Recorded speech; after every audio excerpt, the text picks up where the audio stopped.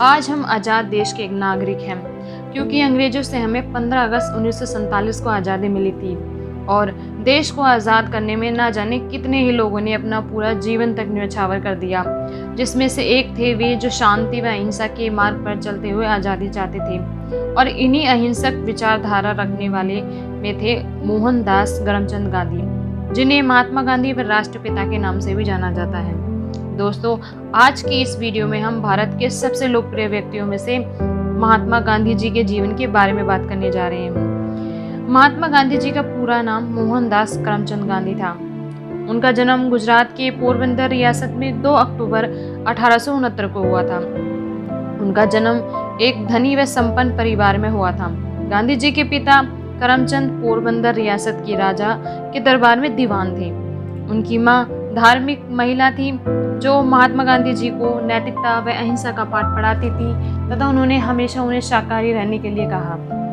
अच्छी शिक्षा व परवरिश देने के लिए गांधी जी के पिता ने अपने परिवार को रहने के लिए पोरबंदर से राजकोट ले आए तथा वहां 13 वर्ष की आयु में मोहनदास गांधी जी की शादी कस्तूरबा गांधी जी से कर दी गई और वो राजकोट की रहने वाली थी। और शादी के वक्त कस्तूरबा गांधी की उम्र जो थी वो गांधी जी से 1 साल बड़ी थी, यानी कि वो 14 वर्ष की थी।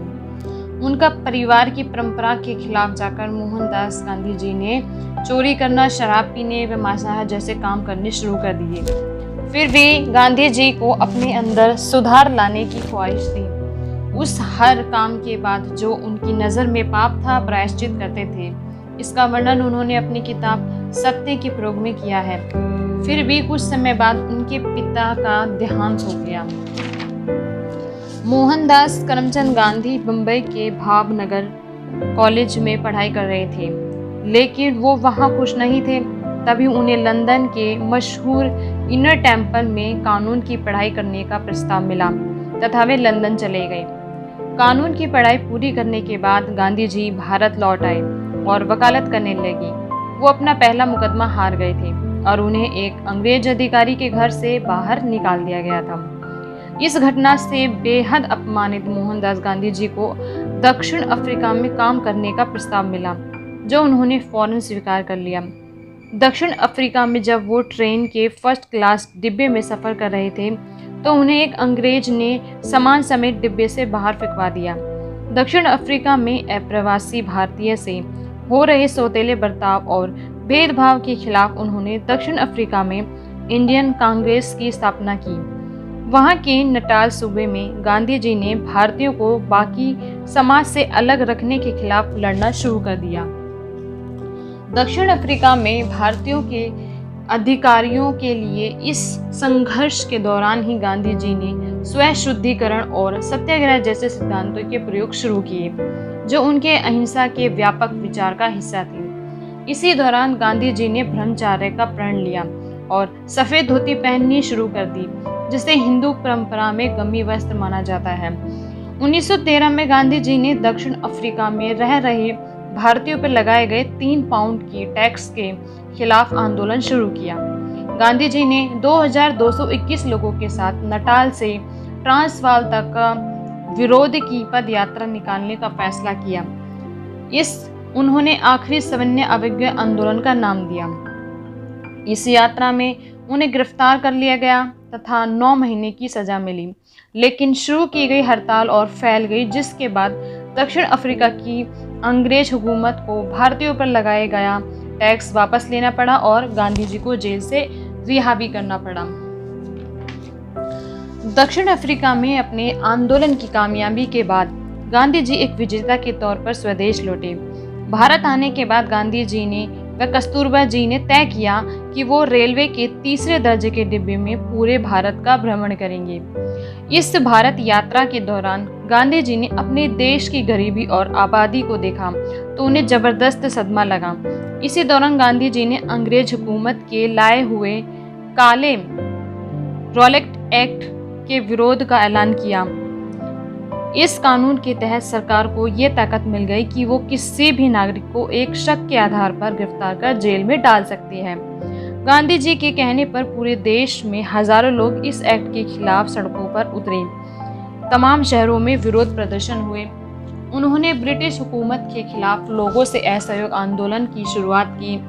गांधी जी की अपील पर भारत की जनता ने ब्रिटिश सामानों का बहिष्कार करना शुरू कर दिया तथा नमक कानून के खिलाफ अभियान, और गांधी जी ने हजारों लोगों की भीड़ के साथ डांडी यात्रा निकाली और ब्रिटिश हुकूमत के विरोध के तौर पर नमक बनाकर कानून तोड़ा। अब गांधी जी ने ब्रिटिश हुकूमत के खिलाफ एक नए अहिंसक आंदोलन, अंग्रेजों को भारत छोड़ो की शुरुआत की। आंदोलन के शुरुआत में ही गांधी जी व उनकी पत्नी कस्तूरबा गांधी जी को जेल में बंद कर दिया गया। जेल में ही गांधी जी की पत्नी कस्तूरबा गांधी जी की मृत्यु हो गई। इसके कई महीने बाद 1944 में गांधी जी को भी रिहा कर दिया गया। अंग्रेजों भारत छोड़ो आंदोलन से पहले गांधी जी ने कहा था, या तो हमें भारत को आज़ाद करना चाहिए या इस कोशिश में अपना बलिदान देना चाहिए, लेकिन हम किसी भी कीमत पर आजीवन गुलामी का जीवन जीने के लिए राजी नहीं हैं। भारतीयों के बीच बढ़ती आज़ादी की मांग दिनों दिन तेज होती जा रही थी। आखिरकार मजबूर होकर ब्रिटिश सरकार ने भारत की आज़ादी के लिए चर्चा करनी शुरू की, लेकिन इसका नतीजा वो नहीं निकला जिसके लिए गांधी जी इतने दिनों से संघर्ष कर रहे थे। माउंटबेटन प्लान के तहत भारत का विभाजन करके भारत और पाकिस्तान नाम के दो स्वतंत्र देश बनाए गए। ये बंटवारा धार्मिक आधार पर हुआ था। राजधानी दिल्ली में जिस वक्त देश आज़ादी का जश्न मना रहा था, लेकिन एकजुट देश का गांधी जी का सपना बिखर गया था। बंटवारे की वजह से बड़े पैमाने पर हत्याएं और खून खराबा हुआ। करीब 1 करोड़ लोगों को अपना घर बार छोड़ना पड़ा। दुखी होकर गांधी जी दिल्ली शहर छोड़कर कलकत्ता के लिए रवाना हुए ताकि हिंसा को रोककर वहां शांति स्थापित कर सकें। देश के बंटवारे की वजह से जबरदस्त हिंसा हुई।